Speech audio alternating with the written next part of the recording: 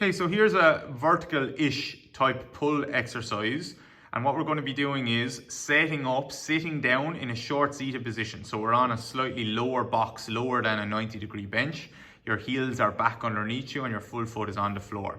So the setup is really important to get right here. So we're not at 90 degrees of shoulder flexion because that would be a horizontal row. We're not at 180 degrees because no one has that shoulder flexion without letting the ribs just completely go. So you're somewhere roughly between those two things. So if you set the box up directly under or too close to being under the bands that we're using, you're going to be in too much shoulder flexion and it's like a straight pull down. If you set the box up too far away, then it becomes more like a horizontal row. So you're looking for roughly this angle that Kira's in here. The setup then, she's going to tuck her pelvis just ever so slightly, the smallest amount possible.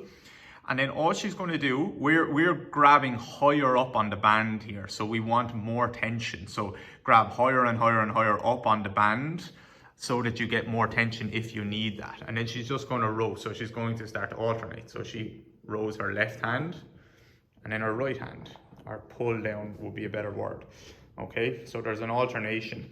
You will see that as she rows back or pulls back on the left hand, her palm faces the ceiling.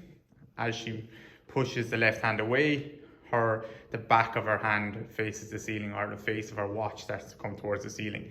You don't need to exaggerate that too much. You will actually feel that the band starts to do that for you. Okay, so as one hand rows back, the other one is reaching away. You'll start to get this pumping effect through the ribs.